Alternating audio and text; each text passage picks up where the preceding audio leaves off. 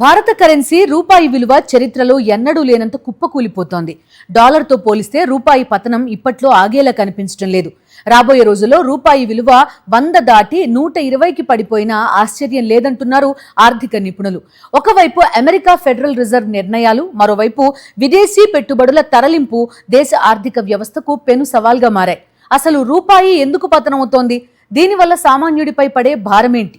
దీనిపై reserve bank మాజీ governor Duvvuri Subbarao సంచలన వ్యాఖ్యల వెనుక ఉన్న అంతరార్థం ఏంటి? రూపాయి పతనానికి బ్రేకులు పడ్డం లేదు. అంతర్జాతీయ మార్కెట్లో డాలర్ సాధిస్తున్న దూకుడు ముందు దేశీయ కరెన్సీ నిలబడలేకపోతుంది. ప్రముఖ బిజినెస్ జర్నల్ మింట్ విశ్లేషణ ప్రకారం త్వరలోనే డాలర్తో రూపాయి విలువ 100 మార్కును తాకడం ఖాయంగా కనిపిస్తుంది.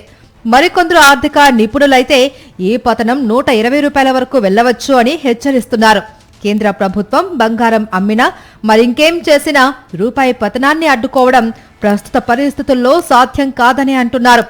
ఈ సంక్షోభ సమయంలో రిజర్వ్ బ్యాంక్ ఆఫ్ ఇండియా మాజీ గవర్నర్ దువ్వూరి సుబ్బారావు చేసిన వ్యాఖ్యలు ఇప్పుడు తీవ్ర చర్చనీయాంశంగా మారాయి. రూపాయి కరెక్షన్ ఇంకా జరగాలి అని ఆయన అభిప్రాయపడ్డారు. అంటే వాస్తవ పరిస్థితులకు అనుగుణంగా డాలర్తో పోలిస్తే రూపాయి విలువ ఇంకా తగ్గాల్సి ఉంది అన్నది ఆయన సూచన.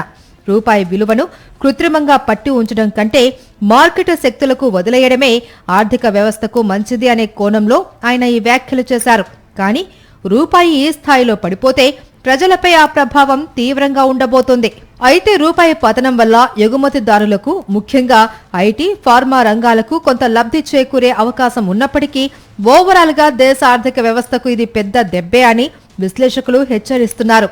ఆర్బీఐ తన వద్ద ఉన్న విదేశీ మార్పిడి నిల్వలను ఉపయోగించి రూపాయిని కాపాడే ప్రయత్నం చేస్తున్నా అది తాత్కాలిక ఉపశమనమేనని స్పష్టమవుతుంది.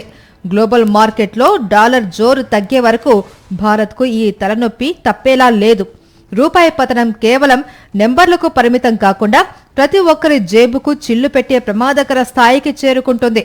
నిపుణులు అంచనా వేస్తున్నట్లు రూపాయి విలువ 120 రూపాయలకు పడిపోతే దేశంలో ద్రవ్యోల్బణం ఏ స్థాయికి చేరుతుందో ఊహించడానికే భయంగా ఉంది అనేది వాస్తవం. మరి ఈ సంక్షోభం నుంచి రూపాయిని గట్టెక్కించేందుకు కేంద్ర ప్రభుత్వం, ఆర్బీఐ ఎలాంటి తక్షణ చర్యలు తీసుకుంటాయో వేచి చూడాలి.